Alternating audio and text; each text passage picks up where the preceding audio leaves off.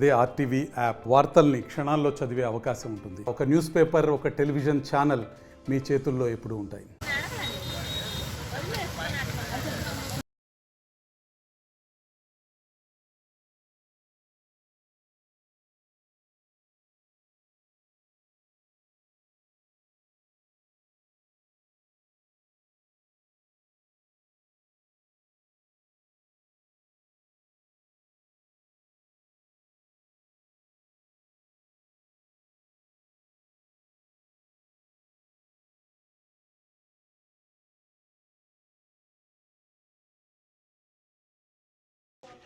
మా ప్రభుత్వం ఎన్నికల ముందు ఏదైతే చెప్పిందో చెప్పిన మాట ప్రకారం ప్రతి నెల 1వ తేదీనే పేదల సేవలో మా ప్రభుత్వం పనిచేస్తూ ఉంది.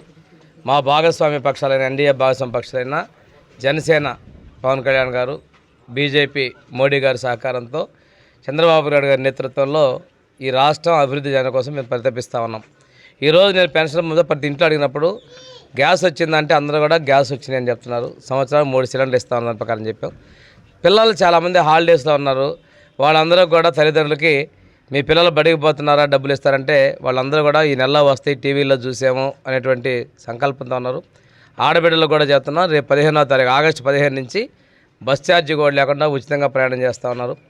ఇవన్నీ కూడా గత ప్రభుత్వాల్లో అప్పులు చేసి రాష్ట్రాన్ని కుదేలు చేసినప్పుడు కానీ మేము వాటిని పూడ్చుకుంటూ వడ్డీలు కట్టుకుంటూ అప్పులు చేసుకుంటూ అప్పులు తీస్తా సంక్షేమాన్ని చేస్తున్నాం. మొన్న మాజీ ముఖ్యమంత్రి మాట్లాడుతున్నాడు, మీరు అప్పులు చేశారంటున్నాడు. నువ్వు నేను కొద్దిగా చేశానంటున్నాడు. నువ్వు చేసినటువంటి డబ్బుకే నీ వడ్డీ ఎంత అవుతుంది, నీ అప్పు తీరుస్తా ఉన్నావు. వాటి చేయడానికి కూడా అప్పులు చేయాల్సిన పరిస్థితి చేసి పెట్టావు. ఈ రాష్ట్రాన్ని ఆర్థికంగా సర్వనాశనం చేసావు నువ్వు. ఇటువంటి పరిస్థితుల్లో ఒక సమర్థ నాయకుడు, పరిపాలనా దక్షుడు, అనుభవజ్ఞుడు చెప్పిన మాట ఇన్ని సంక్షేమ పథకాలు చేస్తాం. ఈరోజు ఒంగోలులో కొంతమంది ప్రెస్ మీట్ పెడుతున్నారు. ఎందుకు పెడుతున్నారో అర్థం కావట్లా. రేపు 4వ తారీఖు ఏదో వెన్నుపోటు దినం అంటున్నారు. ఎవరు వెన్నుపోటు పడిచారు? ఈ రాష్ట్ర ప్రజలు మిమ్మల్ని ఓడించి తెలుగుదేశం పార్టీని ఎన్డీఏ ప్రభుత్వం గెలిపించినటువంటి ఎన్నికల ఫలితాలు వచ్చిన తారీఖు అది. ఆ తారీఖుని మీరు విద్రోహ దినమో వెన్నుపోటు దినమో మాట్లాడుతున్నారు. అంటే జనాలు మీరు చేసిన తప్పులు మిమ్మల్ని కాపాడాలా?